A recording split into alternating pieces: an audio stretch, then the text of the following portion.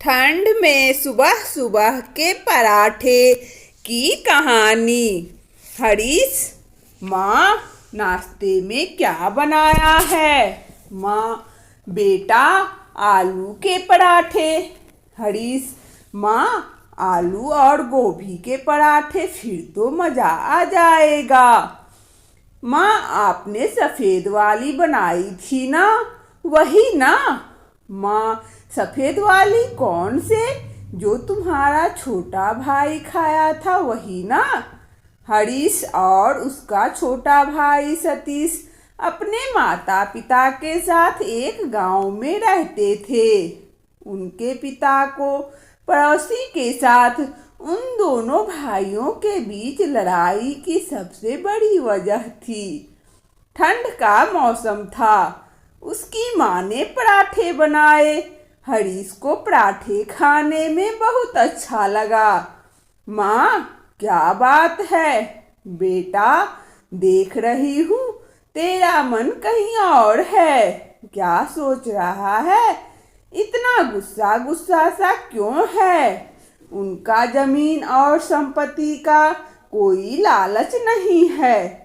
कोई बात नहीं भैया, माना कि पिताजी के जाने के बाद आपने घर की सारी जिम्मेदारी उठाई है, लेकिन इसका मतलब यह नहीं है कि आप अकेले ही सारी संपत्ति के मालिक हैं।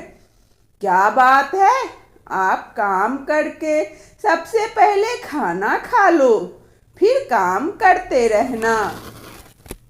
परिवार सतीश की आंखों के सामने उसका पूरा बचपन एक बार में गुजर गया। उसे वह सड़क किनारे वाला पेपर मिल गया था, लेकिन वह अपने बड़े भाई का प्यार खो बैठा था। तभी उसकी पत्नी दूसरी तरफ, पापा जी जल्दी नीचे आ जाओ, पराठे बन गए, ठंडे हो जाएगा, उनकी तरफ देखने लगा। तभी उसने देखा कि पराठे ठंडे हो रहा था। कितनी ठंड है और आप ऊपर से ठंडे में टहलने चले जाते हो, बीमार पड़ जाएंगे। पराठे के साथ चाय भी दे दो। पराठे और चाय खाते हैं। शाम को अपने पति के साथ हिमांशु बैठी थी। तभी वह पूछती है कि आप बात क्यों नहीं करते हो अपने भाई से, उनके घर क्यों नहीं जाते हो और ना वो हमारे घर आते हैं। आप हमेशा बात टाल देते हो, पर आज मुझे सब जानना है, क्योंकि ऐसी क्या बात हो गई है दोनों भाइयों के बीच। उसके बाद वह अपने हर्षिता को दुखी और दोनों परिवार को एक किया। क्या हुआ बताओ मुझे दादी। दादी वाला प्यार चाहिए, ज्यादा मजाक बनाने की जरूरत नहीं है। आप बस इतना कह दिया, मुझे पता नहीं किस रोड में कहाँ किस कोने में पड़ा होगा। पापा जी ने सुन लिया तो तुम्हारे साथ मेरी भी डांट पड़ेगी। देखो, मैं चाहता हूँ तुम और हम घर में ना हो तो वो भी उनसे बात कर सकते हैं। आप चिंता मत करो, हम उसके घर जाएंगे और उनसे बात करेंगे। आप तो बस देखते जाओ, चाचा जी खुद ही चले आएंगे। उसके बाद उसने साड़ी और स्वेटर पहनी।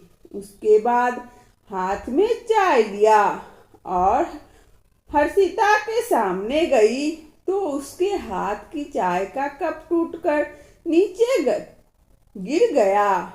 उसे अपनी माँ भी उन लोगों के पास सुन के नीचे खड़ा हुआ और हरीश को समझ नहीं आ रहा था कि हर्षिता कैसी बातें कर रही है। पर हिमांशु पास खड़ा मुस्कुरा रहा था। हिमांशु अपने पापा को छत पर चलने के लिए दूसरी तरफ कहा। फिर हर्षिता उसके सामने चल पड़े। पनीर का पराठा बनाया। पापा, आपको पसंद है ना? सुनते हैं कि सतीश के पराठे बहुत ही पसंद होते हैं। तुरंत सतीश के पास रोते हुए बोला, कभी कभी तो ठीक है, तुम्हारी तबीयत और मेरी तबीयत कभी कभी खराब हो जाती है। अभी तक कंबल में सारे काम निपटा लिया है। फिर उसने पापा को एक कप चाय दिया और मुरारी छोटे किसान थे। 2 भाई लोगों का परिवार एक कमरा में रहता था। नीलम का बचपन बीता था। कुछ न बाबूजी की याद आ रही है। तुम्हारा मन है तो गर्मियों में जाने के लिए क्यों मना कर रही थी? तो उसके माता पिता बाहर जाते हैं और नीलम कहती है, सर्दियों में कितना मुश्किल होता है कहीं जाना। नीलम उसकी कॉपी कर रही थी। तभी उसने गौर से देखा और सभी समझ गया कि मुरारी और राम के लिए बड़ी मुश्किल से गुजारा कर रहे हैं।